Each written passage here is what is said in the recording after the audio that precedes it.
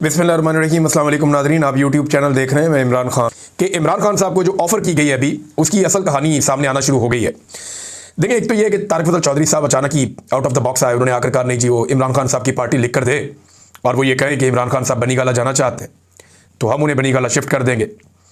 उसके बाद जब पूछा गया राणा सनाउल्लाह से तो उन्होंने कहा जी अभी कोई एतराज़ हुकूमत को नहीं होना चाहिए अगर पाकिस्तान तहरीक इंसाफ इस तरफ बढ़ती है तो। अब जो एस्टेब्लिशमेंट है उसके पास इस हवाले से कोई खबर नहीं है, कोई चीज़ नहीं है। तो मामला क्या है? मामला यह है कि इमरान खान साहब को ये ऑफ़र कोई संजीदगी से नहीं दी गई, लेकिन ये इस बात को इन्होंने कंफर्म कर दिया कि पहले भी ये ऑफ़र दी गई थी और अब एस्टेब्लिशमेंट के साथ होने वाले मुज़ाकरात की एक कहानी शेर अफजल मरवत साहब ने भी सुनाई है। मैं ये सारी चीज़ें आपके सामने रखता हूँ, लेकिन अभी ये ऑफ़र क्यों है ये ज़रा समझ लें। मौजूदा हुकूमत को पूरी कोशिश करने के बावजूद इमरान खान साहब के बयानिए का कोई तोड़ मिला नहीं। ज़मीन आसमान एक कर लिया, सारा कुछ करके देख लिया, इंडिया के साथ जंग हो गई, अफगानिस्तान के साथ जंग हो गई, सब कुछ करके देख लिया। अल्टीमेटली हर चीज़ के बाद इमरान खान साहब की मकबूलियत पहले से ज़्यादा हो जाती है। तो इमरान खान साहब की मकबूलियत ज़्यादा इसलिए है जो आम आदमी पाकिस्तान का बार बार कह रहा है कि वो हार नहीं मान रहा, वो शिकस्त तस्लीम नहीं कर रहा। इमरान खान डट कर खड़ा है, वो जेल काट रहा है लेकिन अपने लिए कुछ नहीं मांग रहा। वो कहता है मुल्क के लिए बात करनी है जिसने, वो आकर बात कर लो। अब यहां से इमरान खान साहब लीड ले जाता है नवाज शरीफ से और शहबाज शरीफ से और बाकी लोगों से, जरदारी से, बहुत सारे और सियासतदान। में किस का नाम लूं, शर्मिंदा नहीं करना चाहिए ये, क्योंकि बड़े बड़े नाम है इसलिए मैं ले लेता हूं हर दफ़ा। ये अस्पतालों में चले जाते थे, बैरून मुल्क इलाज के लिए चले जाते थे, लेकिन इमरान खान साहब नहीं जा रहे। अब यहां मामला फंसा हुआ है तो इन्हें कोई कागज़ चाहिए ऐसा जिसको ये लाकर दिखाएं। देखें जी इमरान खान तो कहता है मुझे बनीगाला जाने दो, ये देखें जी उसकी पार्टी उसके बगैर तो सांस नहीं लेती, उसकी मर्जी के बगैर। ये कैसे इमरान खान के लिए रिलीफ मांग रहे हैं? फिर दें या ना दें, इमरान खान को गंदा करने का एक मौका इनको मिलेगा। और देखें इमरान खान को जब बनीगाला जाना होगा ना तो वो फिर हुकूमत से बात नहीं करेगा, वो इमरान खान को जो लोग ऑफर करते हैं वो उन्हीं से बात करेगा। और ये ऑफरें पहले हो चुकी हैं। शेर अफजल मरवत साहब ने एक कहानी सुनाई और इसके बारे में डॉक्टर शहबाज गिल साहब ने भी इसका एक जवाब दिया। पहले आप ये सुन लें कि शेर अफजल मरवत साहब की जो कहानी जो उन्होंने एक टीवी चैनल पे आसमा शिराजी साहब को सुनाई वो क्या है। वो कहते हैं कि 3 नवंबर को मुज़ाकरात का सिलसिला शुरू हुआ था। 4 रुकनी कमेटी थी, अली अमीन गंडापुर, बैरिस्टर गौहर, मोहसिन नकवी और राणा सनाउल्लाह। ये 2 पोलिटिकल लोग इधर के थे, 2 पोलिटिकल लोग उधर के थे। बाद में एक मौका पर मैं भी शामिल हो गया। अच्छा, खुद को भी बीच में रख लिया शेर अफजल मरवत साहब ने। तो हुकूमत, एस्टेब्लिशमेंट और पीटीआई के दरमियान कुछ चीज़ें तय हो गई जिसमें इमरान खान की रिहाई भी शामिल थी। वजीर दाखिला ने अपना जहाज़ बैरिस्टर गौहर और बैरिस्टर सैफ को दिया और वो अटक गए ताकि मामला आगे बताए जा सकें। 25 नवंबर को बैरिस्टर गौहर को जेल भेजा गया जहां इमरान खान ने वीडियो रिकॉर्ड करवाना थी। वीडियो में इमरान खान ने यह कहना था कि वर्कर मेरी रिहाई होने तक संजानी पर ठहर जाएं, सब सेटल था। यहां तक कि इमरान खान से डिस्कशन हुई कि वीडियो जेल की सुलाखों के बाहर से बनाई जाए या फिर उनके अंदर से, जेल के अंदर से बनाई जाए। ये कह रहे हैं शेर अफजल मरवत। बैरिस्टर गौहर से वीडियो बनाने के लिए मोबाइल मांगा गया तो उन्होंने कहा कि मोबाइल जेल में नहीं लाया, इजाजत नहीं है। जेल के एक अहलकार ने कहा कि ये मेरा मोबाइल है, इस पर वीडियो बना दें। इमरान खान ने कहा कि मुझे इन पर शक है, कहीं ये मेरी वीडियो टेम्पर ना कर दें। फैसला हुआ कि बैरिस्टर गौहर सुबह मोबाइल लाएंगे और पैगाम रिकॉर्ड होगा। और फिर इसी रात को रेंजर वाला वाकया हो गया। रियासत के इस वक्त तक कोई अज़ाइम नहीं थे जब तक कि रेंजर वाला वाकया नहीं हुआ। रियासत किसी किस्म का तसादुम नहीं चाहती थी, इसलिए हर किस्म की कंप्रोमाइज़ पर आ चुकी थी, मगर वाकये के बाद सब खत्म हो गया। ये डील थी, इसके तहत सुबह इमरान खान की रिहाई होनी थी। अच्छा जी, ये कह रहे हैं शेर अफजल मरवत साहब। इसमें लॉजिकली 1-2 चीज़ें मिसिंग है। एक तो रेंजर्स वाला वाकया सारी दुनिया जानती है और पाकिस्तान की एस्टेब्लिशमेंट उसी वक्त से ये जानती थी कि वो वाकया पाकिस्तान तहरीक इंसाफ ने नहीं किया। वो रेंजर्स के जवान एक जगह से निकले और वो जिस तरह वो हादसा हुआ वो बंदा भी पकड़ा गया और उसका पाकिस्तान तहरीक इंसाफ से कोई ताल्लुक भी नहीं था। एक तो ये लॉजिकल नहीं लगता मरवत साहब की बात। और दूसरा, मरवत साहब उसके अंदर शामिल हो गए मुज़ाकरात में, वो कैसे? अब गिल साहब का जवाब दें। गिल साहब क्योंकि इन सारी चीज़ों का हिस्सा थे, शहबाज गिल साहब, और वो पाकिस्तान तहरीक इंसाफ के एक इंपॉर्टेंट आदमी है।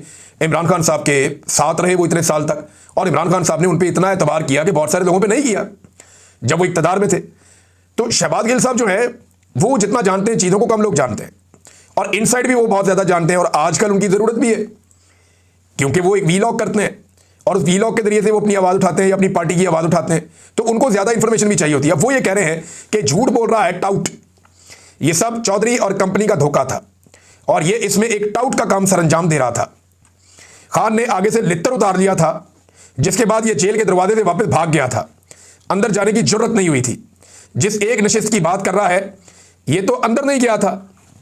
अच्छा, उस एक जो बातचीत हुई थी उसमें तो ये गया ही नहीं था। ये अब बता रहे हैं कि ये शेर अफजल मरवत का कोई ताल्लुक नहीं और वो कहते हैं झूठ बोल रहा है, इमरान खान ने ऐसा कोई मुआहदा तस्लीम नहीं किया था। अब नाज़रीन मैं आपको एक और चीज़ दिखाता हूँ। इमरान खान साहब जेल में कौन सी, क्योंकि इमरान खान साहब की बात हो रही है तो ये देखें जेल में वो किताबें कौन सी पढ़ रहे हैं। ये जो किताबें इमरान खान साहब जेल में पढ़ रहे हैं, इनके नाम आप देख लें, ये सारी तस्वीरें आपके सामने हैं। इमरान खान साहब ये जो एक पाकिस्तान के हवाले से अल्लामा इकबाल के Iqbal and Pakistan movement of truth, ये किताब है। Explaining Islam's mysterious imperial agenda, ये भी एक किताब है। और रोज़े के ऊपर किताब है। फिर कुरान करीम के ऊपर एक किताब है। फिर जेरूसलम इन द कुरान, ये किताब जो है ये इमरान हुसैन साहब की किताब है। इमरान हुसैन साहब एक बड़े शानदार स्कॉलर हैं। इनकी 82-83 ईयर्स एज है। मुझे इनका पहली मरतबा तारुफ करवाया और ये मकबूल जान साहब ने। उन्होंने कहा इनको सुने या इनको पढ़े तो आपको पता चलेगा कि इस्लाम के बारे में इनके कैसे शानदार नज़रियात हैं। तो यहाँ कई किताबें ऐसी हैं इमरान खान साहब की किताबों की तस्वीरों में जो आर्या मकबूल जान साहब ने शेयर की हैं, जो इमरान एन हुसैन साहब ने लिखी हैं। इमरान नज़र हुसैन इनका एक्चुअल नाम है। ये फ़िरका परस्ती के सख्त खिलाफ है। ये कहते हैं ना मैं सुन्नी हूँ, ना देवबंदी हूँ, ना वाबी हूँ, मेरा कोई किसी फ़िरके से कोई ताल्लुक नहीं है। फिर ये सूफ़ीज़म के बड़े मोतरफ़ हैं और बड़े शानदार मजहबी स्कॉलर हैं। लिहाजा इनकी किताबें भी इमरान खान साहब पढ़ रहे हैं। तो ये किताबें पढ़ने के हवाले से और ये मकबूल जान साहब कह रहे हैं कि अगर इमरान खान साहब ने सिर्फ इन किताबों का ही मुताला कर लिया तो वो अब इस्लामी इनकलाब का सबसे बड़ा अलमबरदार होगा। देखिए इमरान खान साहब कोई एक तरह की किताबें तो पढ़ नहीं रहे। वो अब तक इतनी किताबें पढ़ चुके हैं जितनी किताबों के किसी को नाम भी शायद याद ना हो। जेल के अंदर उन्हें जितना मौका मिलता है वो उतनी किताबें पढ़ते हैं। बाद उनकी किताबें खत्म हो जाती हैं तो वो किताबें दोबारा पढ़ना शुरू हो जाते हैं। उनके पढ़ने की रफ्तार भी तेज़ है इमरान खान साहब की। लिहाजा वो हर तरह की किताबें पढ़ के अपने इस टाइम को ज़ाया करने की बजाय बहुत सारा नॉलेज गेन कर रहे हैं जो हमेशा काम आता है। इंसान किसी भी उम्र में हो, किसी भी स्टेज पे हो, जो इल्म वो हासिल करता है वो उसके काम ही आता है। नादरीन, आसिम मुनीर साहब गए हैं मिस्र के दौरे पर, इजिप्ट, और मिस्र के दौरे पर वो तशरीफ़ ले गए। उस हवाले से खबरें बहुत सारी आई हुई हैं। वो खबरें मैं आपके सामने रखता हूँ। लेकिन क्योंकि अब्राहम अकॉर्ड का आजकल बहुत बात हो रही है कि अब्राहम अकॉर्ड क्या है, एक्चुअली तो ये इसराइल को तस्लीम करना है। ताहिर अशरफी साहब एक इंटरव्यू दे रहे थे, वो ये कह रहे थे कि अब्राहम अकॉर्ड का मतलब इसराइल को तस्लीम करना नहीं है। हालांकि इससे पहले यूएई ने और बहरीन ने जब दस्तखत किए इसी अकॉर्ड पे तो उन्होंने इसराइल को तस्लीम कर लिया इसी के तहत। तो फिर अब वो कैसे कह सकते हैं ताहिर अशरफी साहब कि इसका मतलब इसराइल को तस्लीम करना नहीं है। दूसरा, ताहिर अशरफी साहब कहते हैं कि इसके अंदर कुछ तरमीम होनी चाहिए, उसके बाद इसको अगर दस्तखत कर दिए जाए तो वो कोई बुराई नहीं है। साथ उन्होंने कहा 57 इस्लामी ममालिक में से सिर्फ 3 ने अब्राहम अकॉर्ड पर दस्तखत किए हैं। तो मैं बता दूं कि 32 ममालिक पहले ही इसराइल को तस्लीम कर चुके हैं। इनमें तुर्की भी है और दीगर ममालिक भी हैं। फिर उन्होंने कहा जी कि यह हमारी कामयाबी है कि 169 ममालिक ने फ़लस्तीनी रियासत को तस्लीम कर लिया है। ये वो अपनी कामयाबी करार दे रहे थे। देखें, ये किसी मुसलमान मुल्कों ने जोर नहीं लगाया, ये आलमी सतह पर हमने कोई आवाज़ नहीं उठाई जितनी आवाज़ मगरबी ममालिक ने उठाई है। ये मगरबी ममालिक के अंदर जो उनकी अवाम है उनका बढ़ता हुआ प्रेशर है। फ़लस्तीनियों की कुर्बानी की वजह से आज बहुत सारे मुल्कों ने फ़लस्तीन को रियासत के तौर पर तस्लीम किया है। जो उनके वहाँ बच्चों की शहादतें हुई हैं और जो इसराइल ने बमबारी की है उसके रद्द-ए-अमल के तौर पे कई मगरबी ममालिक ने इसराइल को तस्लीम किया। और वो वजह उन्होंने बताई, उनके अपने मुल्कों के अंदर लाखों लोग बाहर निकले, उन्होंने एहतजाज किया। पाकिस्तान की तरह नहीं है कि जो निकला इसराइल के खिलाफ या बमबारी के खिलाफ या फ़लस्तीनियों की रियासत के हक़ में तो उसके ऊपर गोलियां चला दी गई, ऐसा नहीं हुआ। वहाँ पे उन्होंने बर्दाश्त किया, बल्कि आवाम की राय को समझा और उसके बाद उन्होंने तस्लीम किया। तो ताहिर अशरफी साहब ये अपने खाते में डाल रहे थे। लेकिन उन्होंने एक बात की है कि तुर्की की मिसाल देते हुए कि तुर्की इसराइल के साथ तजारत करता है और उन्होंने कहा जी ये कोई मजायका नहीं है, आप बातचीत कर सकते हैं, आप ताल्लुकात रख सकते हैं, यानी इस किस्म की बातें उन्होंने की हैं। तो ताहिर अशरफी साहब इशारे दे रहे हैं और ये आपको पता है कि सरकारी मुल्ला हैं सबसे बड़े। अब अगर ये कह रहे हैं तो फिर इसका मतलब है कि काम होने वाला है या करीब है या हो गया है। आसिम मुनीर साहब गए मिस्र में, उन्होंने दौरा किया, पाकिस्तान के फील्ड मार्शल आसिम मुनीर साहब। वहाँ उन्होंने साबिक मिस्री डिक्टेटर अनवर सादात की कब्र पर हाज़िरी दी। अनवर सादात की कब्र पर उन्होंने फूल चढ़ाए, हाज़िरी दी, फातह ख्वानी की। ये कौन था आदमी? देखिए, मिस्र में ना डिक्टेटर रहे लंबे अरसे तक। वहाँ का जो तख्ता था वो उलट दिया गया हुकूमत का और फिर एक डिक्टेटर आया। उसके बाद जमाल अब्दुल नासिर गालिबन वो दूसरा डिक्टेटर आया। फिर तीसरा डिक्टेटर जो है वो ये अनवर सादात आया। लेकिन इस शख्स ने 17 सितंबर 1978 को इसराइल को तस्लीम करने के हवाले से जो कैंप डेविड का मुआहदा था उसके ऊपर दस्तखत किए थे। और जब इस शख्स ने दस्तखत किए थे ना, उस वक्त इसने कहा था कि आज मैंने अपनी मौत के परवाने पर दस्तखत कर दिए हैं। तो चंद चीज़ें आप याद रखिएगा। जब अनवर सादात ने ये दस्तखत किए थे कैंप डेविड मुआहदे पे और इसराइल को तस्लीम किया था बतौर मिस्र के सदर के, उस वक्त इसराइल का वज़ीर आज़म था मेनाहिम बिगन और अमरीकी सदर था जिमी कार्टर। तो इसराइली वज़ीर आज़म का और अनवर सादात का और जिमी कार्टर का इसमें बड़ा इंपॉर्टेंट रोल था। बाद में इस शख्स को कत्ल कर दिया गया और वजह भी यही बनी कि बहुत ज़्यादा रद्द-ए-अमल आ गया उनके मुल्क के अंदर। उन्होंने खुद कहा था कि आज मैंने अपनी मौत के परवाने पर दस्तखत कर दिया। अक्टूबर 1981 में मिस्री फ़ौज के ऑफिसर खालिद और उनके दूसरे 6 सिपाहियों ने इन्हें गोली मार दी और कत्ल कर दिया। और एक और इंपॉर्टेंट चीज़, उस दौर में भी नोबेल पीस प्राइज़ बीच में आया था। जब मिस्र के सदर अनवर सादात ने तस्लीम किया इसराइल को, तो मिस्र के सदर को और इसराइल के वज़ीर आज़म मेनाहिम बिगन को दोनों को अवार्ड दिया गया। अमन का नोबेल इनाम इन दोनों को मिला। जिमी कार्टर ने ये नाम नहीं लिया। आज भी यानी मामलात उधर ही खड़े हैं, इसराइल को तस्लीम करने की बातें हो रही है। सदर ट्रंप कह रहे हैं कि इस साल के आखिर तक मैं उम्मीद करता हूँ कि सऊदी अरब तस्लीम कर लेगा। सऊदी अरब ने किया तो फिर पाकिस्तान भी कर लेगा। ये तो फिर कोई कसर रह नहीं जाएगी। और पाकिस्तान के अंदर तो तैयारियां मुकम्मल हैं जो मुझे दिखाई दे रहा है। लेकिन वहाँ पे और बहुत सारे डिक्टेटर्स हैं और बहुत सारे सदूर हैं जिनकी कब्रें हैं। जमाल अब्दुल नासिर की कब्र है दीगर। और जमाल अब्दुल नासिर बहुत इंपॉर्टेंट आदमी थे क्योंकि इन्होंने 1948 में भी इसराइल के खिलाफ जंग लड़ी थी। इन्होंने 1967 में भी जब पाकिस्तानी एयरफोर्स ने भी मिलकर मिस्र के साथ ये लड़ाई की थी तब भी उन्होंने जंग लड़ी थी। पाकिस्तान के नुक्ता नज़र से डिक्टेटर जमाल अब्दुल नासिर ज़्यादा इंपॉर्टेंट थे। लेकिन क्योंकि अब एक तनकीद इसलिए हो रही है इस दौरे में, ख़ास तौर पर इस कब्र पर हाजिरी के हवाले से, कि ये जो डिक्टेटर था मखसूस अनवर सादात, इसने इसराइल को तस्लीम किया था। जमाल अब्दुल नासिर वो भी एक डिक्टेटर था लेकिन उसने इसराइल को तस्लीम नहीं किया था। उसने इसराइल के साथ 2 जंगें लड़ी थी, तो उनकी कब्र पे हाजिरी हो सकती थी।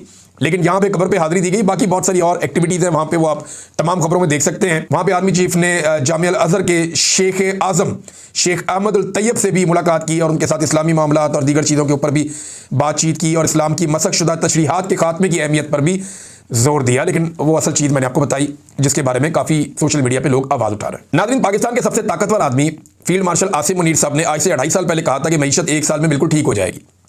अब 2.5 साल हो गए हैं, पाकिस्तान की मईशत ठीक नहीं हुई। पूरी कोशिश करके देख लिया गया क्योंकि सियासी तो इस्तेहकाम मईशत को ठीक होने नहीं दे रहा। अब कुछ लोगों को हायर किया जाता है, हर थोड़ी देर से के बाद वो रोला डालते हैं कि मईशत ठीक होने वाली है, थोड़ी देर में ये हो जाएगा, थोड़ी देर के बाद वो ठीक हो जाएगा। ये बार बार कहते हैं। क्या पाकिस्तान में तेल निकलने वाला है? क्या पाकिस्तान में कोई नई इंडस्ट्री लग रही है? क्या बैरूनी सरमायाकारी पाकिस्तान में बहुत रश लग गया सरमायाकारों का कि वो सरमाया लेकर आ रहे हैं? क्या पाकिस्तान की सियाहत की इंडस्ट्री जो है वो आसमान से जा लगी है? क्या हुनरमंद नौजवानों ने कमर कस ली है? यानी हुनरमंद जितने नौजवान हैं वो तो पाकिस्तान छोड़कर बाहर जा रहे हैं। पाकिस्तान के अंदर तो ब्रेन ड्रेन हो रहा है। तो किन पैरामीटर्स की बुनियाद पे ये लोग कहते हैं कि पाकिस्तान फ्लाई करने वाला है? सिर्फ इस बुनियाद पे आप नहीं कह सकते कि आपके कुछ कीमती पत्थर आप बेच लेंगे, आपको 4 पैसे आ जाएंगे तो आप अमीर हो जाएंगे। नहीं, ये पैसा माफियाज की जेब के अंदर चला जाएगा जैसे हमेशा जाता रहा है। पाकिस्तान में 70 साल से मादनियात निकल रही है, पाकिस्तानियों को कुछ नहीं मिला। आइंदा भी 70 साल निकलती रहेंगी, पाकिस्तानियों को कुछ नहीं मिलेगा। पाकिस्तानियों को तभी कुछ मिलेगा जब अवाम के मुंतखब नुमाइंदे पाकिस्तानियों का पैसा पाकिस्तानियों के ऊपर खर्च करना शुरू करेंगे। अदरवाइज ये मईशत खड़ी नहीं होगी, लोगों को एतबार ही नहीं आएगा। और जो ये ज़ियाउल हक की सोच है ना, एक जिसके तहत अभी ये इस्लामाबाद हाई कोर्ट के अंदर टिकटॉकर्स ने जाके वहाँ पे किया, अपील किया और उस अपील के नतीजे में सियासी गुफ्तगू कैदियों की बंद करवाई, वो फैसला लिया वहाँ पे। तो याद रखिएगा ये ज़ियाउल हक की सोच थी। अब इस सोच के मुताबिक इमरान खान साहब की मुलाकातें तकरीबन बंद ही हो जाएंगी, इस खदशे का इजहार किया जा रहा है। और इस पर पाकिस्तान तहरीक इंसाफ ने भी आवाज़ उठाई है, उन्होंने अपनी बात की है। यानी ये रूल 265 कैदियों की सियासी गुफ्तगू पर पाबंदी के फैसले की बहाली और अडियाला जेल इंतजामिया की इमरान खान की मुलाकातें रोकने पर पाकिस्तान तहरीक इंसाफ ने एक रद्दअमल दिया। और वो ये कहते हैं कि ये कानून इमरान खान जैसे कौमी रहनुमा की आवाज़ दबाने और उनके सियासी इजहार को रोकने के लिए बहाल किया गया है। इमरान खान से मुलाकातों के हवाले से अदालत पहले ही वादे कर चुकी है। अब इमरान खान साहब जब भी बात करेंगे किसी से, वो बात बाहर आकर रिपोर्ट होगी, वो कहेंगे सियासी बातें करते हैं, हम बात ही नहीं करवाते। इमरान खान ने वहां पे अलिफ लैला की कहानी तो नहीं सुनानी ना, या कोई क्रिकेट के ऊपर कमेंट्री तो नहीं करनी। इमरान खान इस वक्त पाकिस्तान का सबसे मकबूल सियासी रहनुमा है। जब आप जेल के अंदर कोई भी उन्हें मिलने जाएगा, वो सियासत पे बात करेंगे, सियासी ही बात करेंगे। कैदियों की सियासी गुफ्तगू करने पर पाबंदी, ये इतना गैर जमहूरी इकदाम है कि ज़ियाउल हक जैसा डिक्टेटर ही कर सकता था, या आज ज़ियाउल हक की जो पोती है, रूहानी पोती, वो ये कर सकती हैं। तो ये नाज़रीन नतीजा निकला इन लोगों को लाने का कि जमहूरियत के हर टूल के ऊपर, यानी ज़बान से बोलने के ऊपर भी पाबंदी, और कैदी बात नहीं कर सकता कोई सियासत के ऊपर। अभी नवाज शरीफ कुछ अर्सा पहले कैद था, सारी सियासत उसने जेल के अंदर बैठकर की। शहबाज शरीफ बतौर कैदी पार्लियामेंट में आता रहा और आकर काफ़ी दिन वहाँ पे अपने सेशंस अटेंड करता रहा, और वो कैदी के तौर पे आता रहा कि ना मैं आ रहा हूँ, मैं जा रहा हूँ। गिरफ्तार था ना, कैद के अंदर था। लेकिन अब कह रहे हैं जी वो बातचीत नहीं कर सकता, सियासी अब मर्जी है इनकी जनाब। सुहेल अफरीदी और एस्टेब्लिशमेंट की नाज़रीन इस वक्त फुल जिद चल रही है। एस्टेब्लिशमेंट कहती है पहले हमसे मिलो, फिर इमरान खान से मिल लेना। सुहेल अफरीदी कहता है नहीं जी, मैं पहले इमरान खान से मिलूंगा, फिर आपके साथ मिलूंगा। अब ये एक अजीब, और इमरान खान कहेगा तब मिलूंगा। अब ये एक अजीब जिद पकड़ी हुई है एस्टेब्लिशमेंट ने। वो इमरान खान से मिल भी ले तो क्या है, आप तो सारा कुछ सुन लेंगे, आपको पता चल जाएगा। और इमरान खान अगर उसको अलाउ करता है कि जाके एस्टेब्लिशमेंट से बात करो या मिल लो, तो वो आपसे भी मिल लेगा आके। और अगर इमरान खान उसे नहीं बोलेगा तो आपको नहीं मिलेगा। अब इन चीज़ों के ऊपर जिद लगा के बैठ जाना, एक सूबे की काबीना ही नहीं चल रही, एक सूबे के अंदर काम रुक रहा है, चीज़ें खराब हो रही हैं, एक अजीब किस्म का इंप्रेशन जा रहा है पूरे पाकिस्तान के अंदर। लोगों को पता चल रहा है कि पाकिस्तान में जमहूरियत नाम की कोई चीज़ नहीं है। ये पाकिस्तान की एस्टेब्लिशमेंट को गुरेज करना चाहिए। दिन ब दिन चीज़ें खराब होती जा रही, ये चीज़ें इससे ठीक नहीं होंगी, इससे नफरत बढ़ेगी, चीज़ें खराब होंगी। क्योंकि यहाँ पे कोई ड्रोन हमले भी रिपोर्ट हुए हैं वज़ीरिस्तान में, और इस हवाले से जुनैद अकबर साहब ने जो खबर दी वो ये कहते हैं, जुनैद अकबर सदर हैं खैबर पख्तूनख्वा के पाकिस्तान तहरीक इंसाफ के, वो ये कहते हैं कि वज़ीरिस्तान और बाजोड़ के इलाका डमाडोला में मुबैना ड्रोन कार्रवाई की शदीद अल्फाज में मजम्मत करता हूँ। ये कार्रवाई कानून और रियासती जिम्मेदारी के तमाम असूलों की खुली तौहीन है। दुख की इस घड़ी में अहल खाना के साथ हैं। फिर उन्होंने बताया जनाब कि इसमें कौन कौन शहीद हुआ, ये आगे उसकी तफसीलात हैं। लंगर खेल वज़ीरिस्तान के बुजुर्ग मलक मीर हसान महसूद, जो तहरीक इंसाफ के रुकन कौंसलर उस्मान महसूद के चचा हैं, कल अपने घर पर होने वाले ड्रोन हमले में अपनी 14 साल बेटी समेत शहीद हो गए। ये अलमनाक सानिया ना सिर्फ वज़ीरिस्तान बल्कि पूरे पाकिस्तान के लिए दिल दहला देने वाला है। मजीद अफसोसनाक अमर यह है कि आज शोहदा के जनाजे से कबल दोबारा मॉर्टर गोला हमला किया गया, जिसके नतीजे में मजीद शहादतों और जख्मियों का खदशा है। अब ये इकदाम वहाँ पे हो रहे हैं। अब ये सुहेल अफरीदी के लिए एक बड़ा चैलेंज है, क्योंकि इमरान खान साहब ने कहा था कि इन चीज़ों की FIRs दर्ज की जाए। तो अब देखना यह है कि सुहेल अफरीदी साहब FIR दर्ज करते हैं, कर पाते हैं, या मामला किस तरफ जाता है। एक खबर नईम अशरफ भट्ट साहब ने दी है। नईम अशरफ भट्ट साहब खबरें लेकर आते हैं सियासी नौयत की। उन्होंने ये कहा कि इमरान खान से कुछ नून लीगी रहनुमा जो हैं वो पैगाम रसानी करना चाहते हैं, कुछ पैगाम पहुंचाना चाहते हैं, और ये तहनीती प्रोग्राम यानी पैगाम है कि चले इमरान खान साहब हमारे बारे में दिल बुरा ना रखें। यानी ये लोग पहले भी जेले जुले काट चुके हैं, तो इनको आइडिया है और ये डरे हुए हैं कि अगर इमरान खान आ गया तो हमारा क्या बनेगा, लिहाजा इसलिए वो पैगाम रसानी वगैरह कर रहे हैं, पैगाम पहुँचा रहे हैं। अब मेरा ये मानना है कि अगर PMLN के अंदर इतनी कमज़ोरी पाई जा रही है तो फिर आप समझ लें कि यह हुकूमत कहाँ खड़ी है। यानी नून लीग के रहनुमाओं के हवाले से ये खबर आती है कि वो इमरान खान तक खैर सगाली के पैगाम पहुंचा रहे हैं ताकि आने वाले दिनों में उनके लिए मुश्किलात ना हो। तो नून लीग के दिमाग में भी ये बात बैठी हुई है कि जिस वक्त एस्टेब्लिशमेंट बीच में से निकली या अवाम ने एस्टेब्लिशमेंट को बीच में से निकाल दिया, उस वक्त पाकिस्तान पे इमरान खान साहब राज करेंगे, उनकी हुकूमत आ जाएगी। और इमरान खान के आने की सूरत में उनके साथ क्या होगा वो उस बात से पहले से ही डर रहे हैं। मुझे नहीं लगता इमरान खान कोई बदला लेंगे, और लेना भी नहीं चाहिए। ये सियासी उसूल के खिलाफ है। जिन चीज़ों के आप खिलाफ हैं, जो जुल्म और बर्बरियत आपके साथ हो, वो अगर आप करें ना तो ज़्यादा बड़ी ज़्यादती होती है। यानी नवाज शरीफ साहब कहते हैं मैंने बड़ा जुल्म बर्दाश्त किया, तो अब उनकी हुकूमत है और शदीद तरीन जुल्म उनकी हुकूमत में हो रहा है। इसका मतलब है नवाज शरीफ साहब ने कुछ नहीं सीखा। तो मुझे नहीं लगता कि इमरान खान साहब जो है उनकी सीखने की सलाहियत इतनी ख़राब है जितनी नवाज शरीफ साहब की है। अब तक के लिए इतना ही। अपना ख्याल रखिएगा, अपने चैनल का भी अल्लाह हाफ़िज़।